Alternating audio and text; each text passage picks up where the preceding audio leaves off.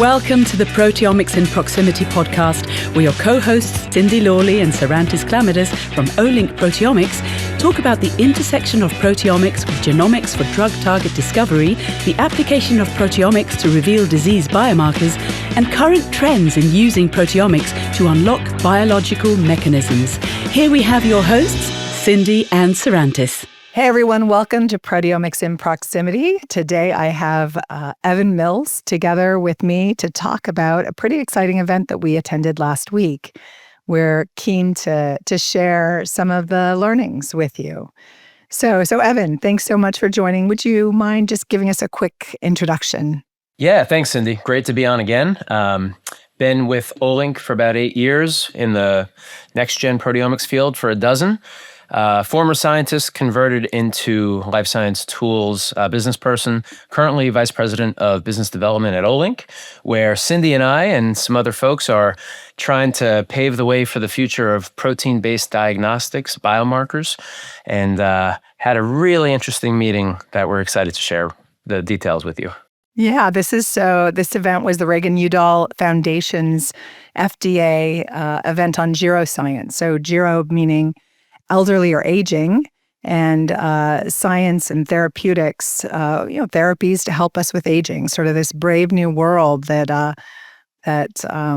seems like such a hot topic right now. And this is actually putting it in front of the FDA. So I want to definitely start our conversation, Evan, with this image I can't get out of my head from the discussions at Reagan-Udall Foundation's event. Are you referring to the chicken? Yeah, exactly, the chicken. So Sandra Queter, a former regulator at the FDA, she was on the stage and she was asked, what would it feel like if a gerotherapeutic application, if an application for something that is meant as an indication for aging, landed on an FDA desk today? And she said it might feel like being on a packed 737, doors closed, taking off, and someone lets a chicken loose. It was really funny in the moment, but also like a perfect metaphor for the field today. Yeah, exactly. Because it's like there's exciting science in the room. People get really excited about drugs, biologics, devices, mitochondrial peptides, rapamycin combinations, or even ultrasound, immune rejuvenation, proteomics, of course, aging clocks, and then intrinsic capacity, all these things that we'll talk about later.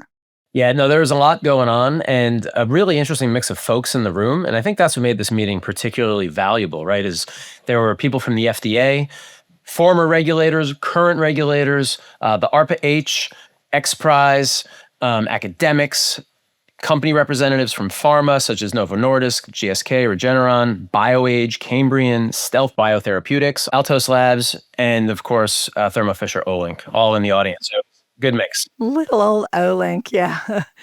Yeah, what I thought, and there weren't that many people in the room, but it was an online event. It was open, and all of the assets are available online. We'll definitely provide a link in the show notes. But it didn't feel like your niche longevity meeting, and I've been to a few of those. It was very much a field that's beginning to organize itself around a serious question. Like what evidence would make the FDA believe that a therapy is improving how we age? Yeah, no, to your point, Cindy, it wasn't, in Silicon Valley, it wasn't, full of ideas without merit or, Brian Johnson's vision for, Reversing aging. Yeah, exactly. I mean, it was very serious in some ways, which I think the field needs. And Susan Winkler was just a tremendous moderator. So good because she kind of kept pulling it back to, all right, well, let's talk about the exciting biology, but then the practical regulatory questions, right? What is the claim? Where's the evidence? And what's the FDA actually going to be able to do with it? Yeah, exactly. So today we're going to talk about what we learned from that Reagan-Udall Foundation meeting on Gerotherapeutics, what FDA seems ready to discuss, why this concept of intrinsic capacity became such a central idea. I think of this as sort of the central character, and where biomarkers and proteomics, because of course we're at Olink, Thermo Fisher Scientific, and what should scientists expect from this? We want to give a sort of a practical guide for what we heard and where scientists might put their attention. Yeah, exactly. And the short version, and obviously we're going to get into a lot more detail, but the future probably doesn't begin with the phrase, hey, we reversed aging, right? It's going to begin with, we've helped people function better, longer, and more safely. That's what my mom cares about. That's what my 88-year-old mom cares about, right? So let's talk about the regulatory challenge. So a lot of geroscience begins with the idea that aging biology drives chronic diseases. And Nur Barzilai made that point that aging is upstream, actually, of these diseases, these cardiovascular disease, dementia, cancer, diabetes, kidney disease, frailty. Yeah. I mean, if you look at the data, right, the number one risk factor for all these diseases is age. So this is not a surprise. And scientifically, this is what makes the field so attractive, right?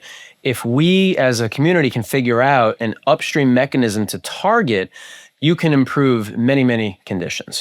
You can change the vulnerability of disease across multiple organ systems, which of course just sounds, like a panacea of opportunity for better health outcomes.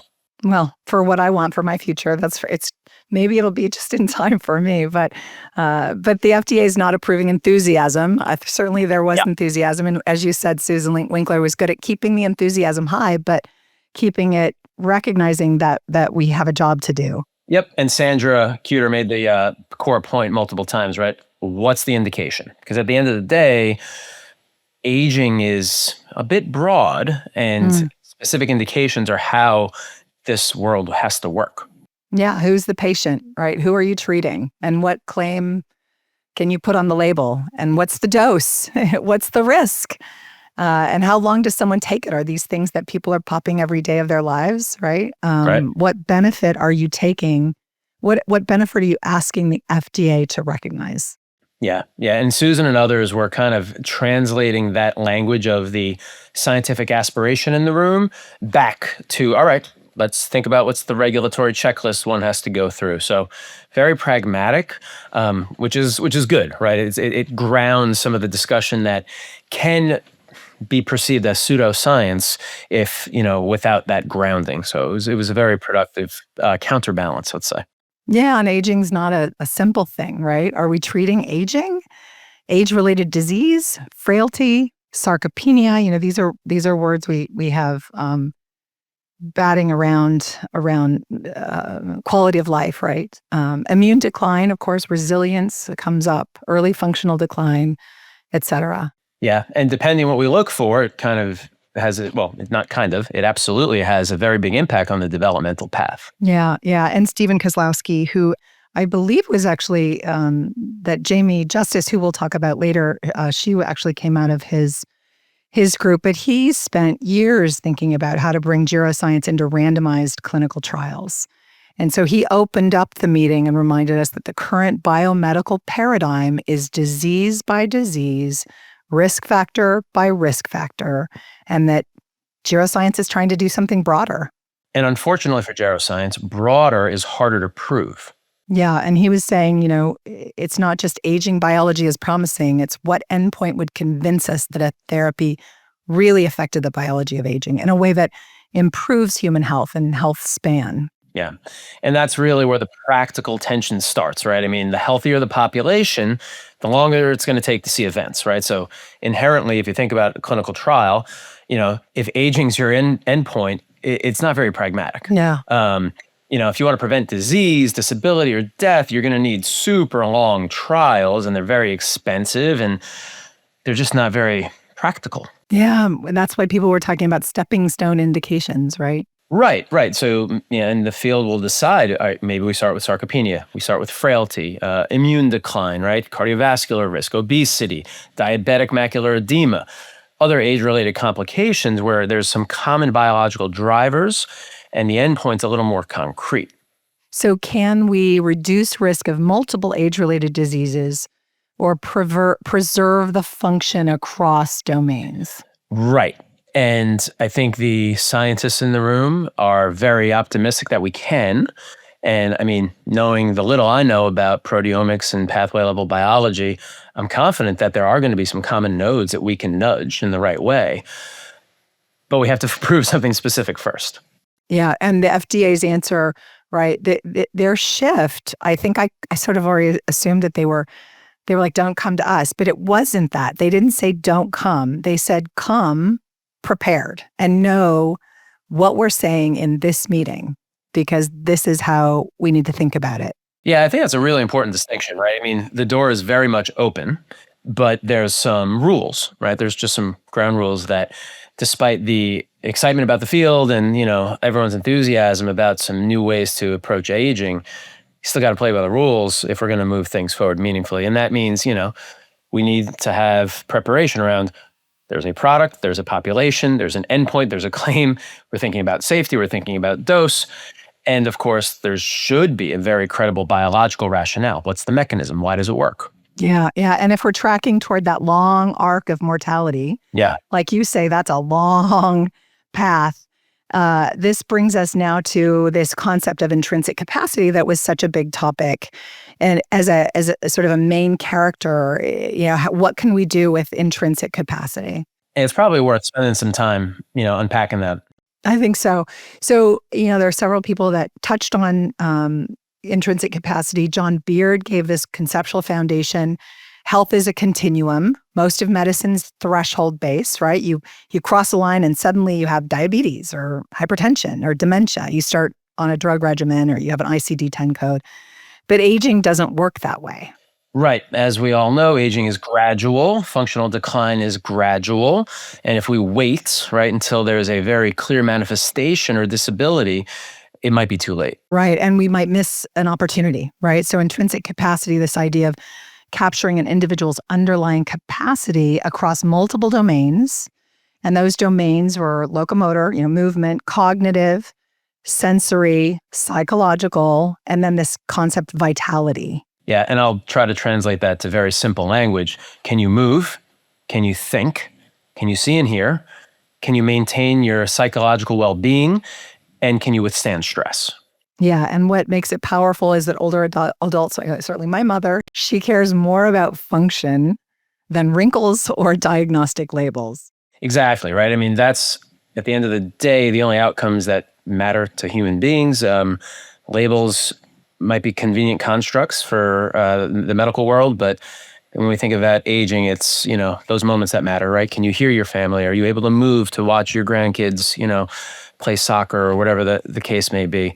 Can you maintain your independence? That's obviously something I dealt with my grandparents a decade or so ago. It's challenging, right? To see the people just with far fewer capacities. So, yeah. Yeah, and this, I think, was important for us at Olink to be thinking about, because certainly people have been building these aging clocks, and we're excited about that. What do you do with them? So intrinsic capacity is giving us this vocabulary for Healthspan that's more clinically meaningful than your aging clock improved. Yeah. And the meeting had a lot of caution, right? To be clear, I mean, I think as innovative proteomics supporters, as Cindy and I are, I came out of the meeting very positive, but there was a lot of caution, right? Kelly Anderson from ARPA-H, for example, she had a consensus presentation that made it really clear that intrinsic capacity is not yet a validated surrogate endpoint, right? We're not there. Yeah, and surrogate endpoint just meaning it's not yet proven to stand in for later outcomes like disability, disease, survival, hospitalization. Right. And there was a general caution around surrogates and a fairly high burden of proof for them to be implemented. So the message was really, intrinsic capacity is not quite ready as a universal global primary endpoint for every aging trial. Yeah, but it might still be useful. Yes. And as a structured, multi-domain clinical outcome framework. I loved how that was positioned. It really felt eye-opening to me. And that caution, that restraint, as you say, mattered. It gave credibility, I think, to the room. And that's where this PROSPR data, Andrew Brack talked quite a bit about PROSPR, right? So there's ARPA-H is PROSPR, and there's XPRIZE, and these things are coming, and we'll get to those. But he basically was saying we need to build the data before we can expect regulation to move. Exactly. Innovation often precedes regulation, right? And that's very clear here. And the onus is on the innovators to build the proof. So PROSPR is actually really interesting. It's not just another aging study. It's an effort, a very focused effort to build the infrastructure, intrinsic capacity scoring, at-home measurements, blood-based biomarkers, intervention studies, and validation pathways. Yeah, and Andrew made the case that intrinsic capacity can be a North Star, but not necessarily a single label tomorrow. Exactly. Like we said before, right? It can be one in a series of important steps to build the evidence required in the field. Yeah. So how can intrinsic capacity be used now? What did you hear? Not someday, but in the next wave of trials. I mean, I think there are a few examples, right, that come to mind. First, enrichment, right? Let's identify people who are having early decline and might be more likely to benefit from an intervention, right? So pharma tries to do this across lots of disease areas. You want to enrich your population for the patients best suited to benefit. So that could be a pretty low bar, I would say, to use the score. So pick the right folks for your team. Second, stratification. Right, so that would be making sure that the groups are balanced at baseline. Obviously, you're going to have some sort of control arm in any trial for an RCT.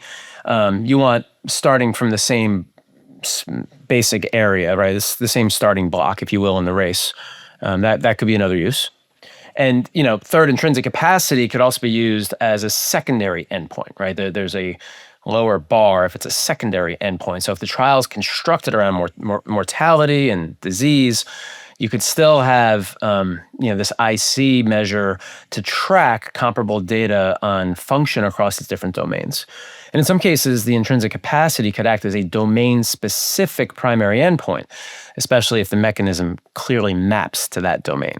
Got it. So if you're doing locomotor or muscle function endpoints, a therapy targeting immune aging might focus on immune response or infection-related outcomes. So you can stick to the domain that seems relevant to that indication. Yeah, exactly, right. And domain level reporting can avoid the hiding of trade-offs, right? If we can narrow in on one of those 5 domains, we can have a more real picture of what's happening. If a composite score improves, let's say locomotive function is better, but cognitive function is declining or there's some sort of adverse effect, you would uncover that in a more focused scoring. Got it. So we've got intrinsic capacity, just to kind of close us on this. Intrinsic capacity is not a destination yet, but it does appear like it can be a very useful bridge. Yeah, and I think there's a lot of enthusiasm in the audience for something to bridge the aging biology that we're all aware of and better able to measure to some clinical benefit. So I do believe that there will be a lot more work done on this intrinsic capacity concept, and it holds a lot of promise. Yeah, that's awesome. Okay, so now let's switch over to our love, biomarkers, proteomics, and evidence, right? So you got on the stage and you were able to speak to how we see things. We certainly have, I think, a pretty humble approach to where Olink fits into all of this. Yeah, no, I think we're trying to be realistic, right, and knowing that there's a big burden of proof for biomarkers. And the meeting was helpful in that regard, right? It was a bit of a reality check. So we've done some incredible studies. We've supported studies, I should say, from large populations where there's some really powerful signals for aging biology, right? There's, Austin Argentieri, I always think of his publication where, a 200 protein signature is incredibly powerful at predicting biological age and, possible disease risks. And you could even get down to 20 proteins and get some really powerful data. But the practical question is, okay, now what? What are we going to do with that? So there's recognition that biomarkers have tremendous promise, but they're not magic, and there's a lot of work that needs to be done. So a biomarker can do many jobs, right? It can show target engagement. Certainly we're seeing that in pharma. It can help select patients. It can help identify responders. We see lots of this evidence in publications that come out on Olink. It can track biology over time. It can certainly support mechanism. So I see these as layers, right? But it's not automatically a surrogate endpoint. I think that was really, really crystal clear. Yeah. And it's crucial, right? It's a crucial distinction. A surrogate endpoint has to predict clinical benefit, right? Not just correlate. Big difference. Not just look different in older people or as we age. not just change after a therapy. It has to be tied to something meaningful: function, disease risk, disability, survival. Yeah. So the aging clock is interesting. And there are several organ aging clocks now that have come out. We'll put the links in the show notes for those publications. But the regulatory question is, what does that change mean for the person? Exactly. Does it mean that they walk better? Do they think better? Do they get fewer infections? Do they avoid hospitalization? Do they live longer? Right? These are the questions. Yeah. And that's where proteomics, I think, can be very powerful, but only if it's connected to outcomes. Yeah, and being there and having some sidebar conversations. I mean, this is how I see it, right? Proteomics is a biological information layer, right? Aging is very dynamic and multi-system. It's literally the perfect application for proteomics versus other omics because of the dynamic nature of the human proteome. Proteins are reflective of immune function, inflammation, tissue remodeling, metabolism, organ stress, and responses to interventions, right? So it's just so intuitive that proteomics are going to be a very powerful tool. We just need to build the evidence. Yeah, like Kari Stevenson says, they are the business molecules of the body. But I loved your phrase, they are not biological entertainment. Yeah, I mean, I wasn't sure that was the right way to go, but I think that there's some fear of pseudoscience in this field, right? There's a lot of people that have made some claims about aging reversal and chasing numbers. Yeah, things that just feel a little icky if you're a scientist and you really are focused on, hard data and hard outcomes. So even these protein signatures that I've gotten excited about for the last decade of my career, it doesn't prove that we have enough information, right? It's not, the goal isn't producing cool dashboards and cool, signatures. It's how do we help drug development and patient care? Yeah.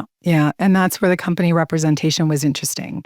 So there were these therapeutic developers, right? You mentioned some of them: Biomarkers, Cambrian Stealth Biotherapeutics, Regeneron. They were all thinking about targets and trials, right?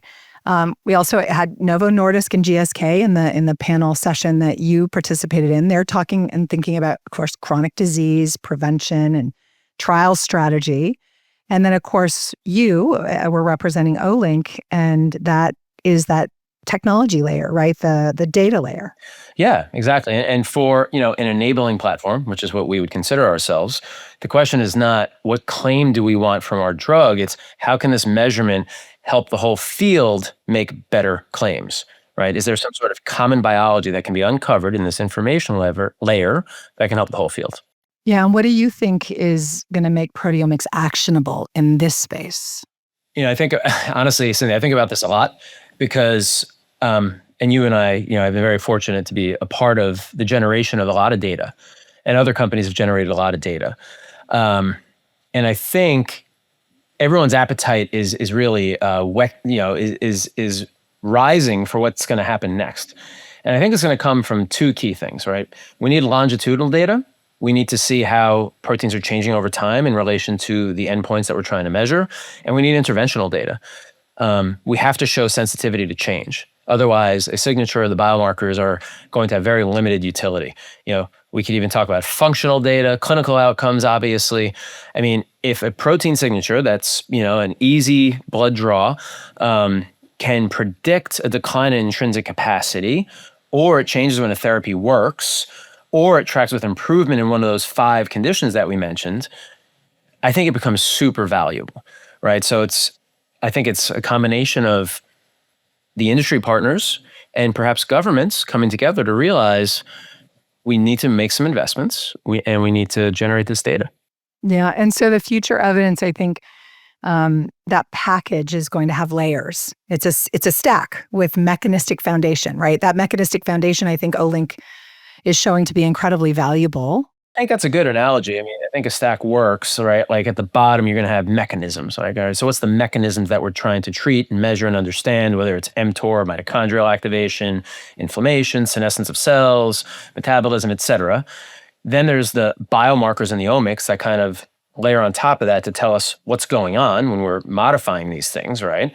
And then ultimately, it's functional measures, right? So impact the mechanism, measure that impact, and then see the actual impact in human function. That's where I think it's all going. Yeah. And the stronger the connection among those layers, the stronger the evidence. I think that's where we need to track to.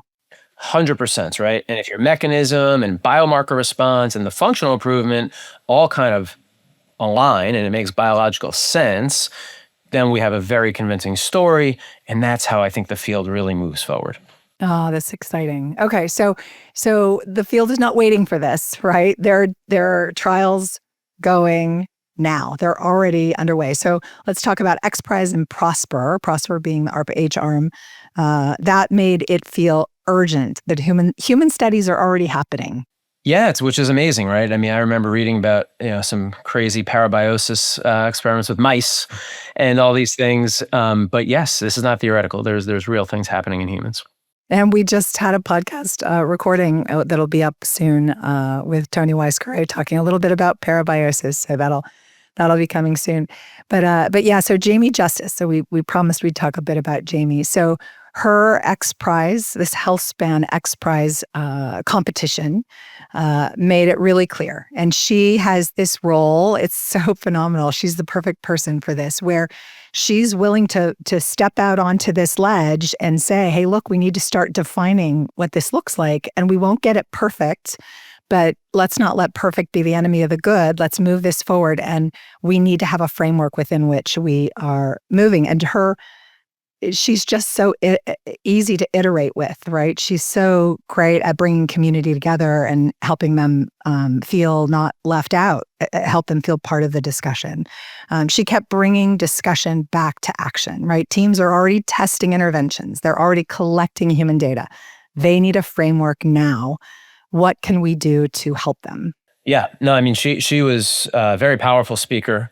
Her point was really powerful because XPRIZE isn't asking the field to debate on and on, because you could imagine getting into a loop of academic debate about what's the best. They're moving, right? They're funding these studies, which is amazing, but they're asking these teams to demonstrate restoration of muscle, cognitive function, and immune function. Yeah, and that is aligning with that broader conversation around intrinsic capacity, right? Multi-domain, function-based, not just a biomarker contest. Right. Yeah. And so this competition is really trying to motivate and help fund some of the most innovative gerotherapeutic companies. And the diversity in the approaches that were presented at the meeting were really, really interesting. Stealth Biotherapeutics is doing a mitochondrial activation peptide. Mount Sinai has a team with exercise, rapamycin, spermidine, macrophages, and inflammatory biology as a focus. And then Well done. UT Health, it's a mouthful. UT Health San Antonio using low frequency ultrasound, right? Yeah, the device. It's wild. I was at ASCO this past weekend, American Society of Clinical Oncology. There were numerous devices that are, I forget what it is, but it's different wavelengths of, sound and light to help, with cancer cell division. So anyway, it's amazing. Yeah, I think the diversity was just fascinating to me. So, the gerotherapeutics may not be one modality, right? It may be drugs, it may be biologics, peptides, maybe devices, it may be lifestyle combinations, right? That exercise is a very powerful intervention. If we can structure and understand the nature of what's most effective, I think that's really important. And then, of course, cell therapies and other approaches that might be a little more complex. Yeah. And then, then PROSPR, right? This ARPA-H initiative, PROSPR, is focused on the other side of the equation, which is the measurement and the regulatory infrastructure. And both, these innovative companies are working together hand in hand so that, as we've been kind of circling around, we make real progress. Right. And then Andrew Brack, his ARPA-H framing was that the field needs data to support regulatory decisions. Yes. You have to regulate evidence. You can't regulate hope. Yes. And PROSPR is trying to generate that evidence, right? Clinical trial ready intrinsic capacity, at-home measurements, blood biomarkers, and intervention studies. Yeah. And then Brianna Stubbs, her Thrive presentation, I think she's at a Buck, I believe. I think they're collaborating Yes. also with Stanford, right? Yeah, that was a good Great one. example, right? The teams are developing clinical at-home intrinsic capacity scores with wearables, app-based assessments, patient-reported outcomes, voice and video. And then there's these blood microsampling for the omics. So excited about that. Yeah, and I think, we might need those kinds of creative infrastructures to actually measure health span at scale, right? It's not going to be as simple as some of the existing methodologies, I think. Yeah, and they're not just saying, hey, does intrinsic capacity correlate with age? They're asking whether it predicts meaningful outcomes and whether it changes with interventions, just to be super crystal clear about the structure. Yep. As as we were saying earlier, right, the response to intervention is critical. If it predicts risk, like if a measurement predicts risk, but it does not respond when that risk profile is changed, it could be useful for prognosis, right? But it's not going to have nearly the utility for a trial endpoint. In fact, it won't work. Yeah. And we need to know that, right? So XPRIZE is pushing intervention teams to show functional efforts, and PROSPR is building the tools to measure those efforts more consistently. That's kind of how I saw it. Yeah, and it's a really nice partnership, right? Because both are creating data that the field just needs so badly. Awesome. So let's transition to what scientists and maybe sponsors, people who are in this area. If a scientist or a biotech leader or a translational team is listening, what should they take away from this meeting? Yeah, so I think a piece of very practical advice and strong advice would be, let's not lead with "we reverse aging." I think that immediately discredits anything that comes after. So let's start there. What function improves, right? What risk is reduced? What population level benefits are we experiencing with this, right? What's the mechanism? What's the endpoint?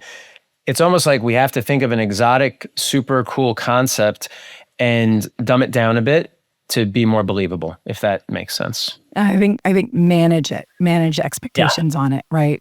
Dumb it down is tricky, but yeah, I know what you mean. Yeah, it's a bad phrase. But we need to be specific. Right, exactly. I think that's what I'm trying to get at is the FDA can respond to specific questions. It's much, much harder to, support broad philosophical claims about aging and reversal. Yeah. And then I think the third thing is to think domain by domain, right? We talked about these domains like that make up intrinsic capacity. Right.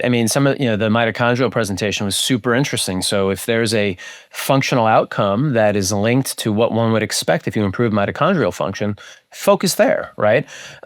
If you're focused on muscle biology, let's talk about a locomotor motor story. I think that helps build the credibility. Awesome. And then collect intrinsic capacity measures now, even as exploratory endpoints, right? Track to get to where we want to be. Yeah. And we'll know from the evidence if we can get there.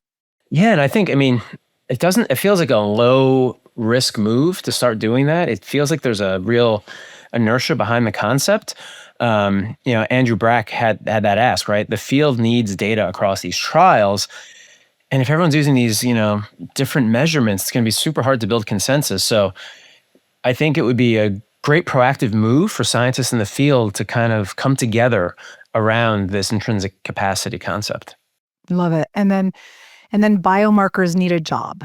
Right. Don't measure everything just because you can. Decide what each biomarker or signature contributes, right?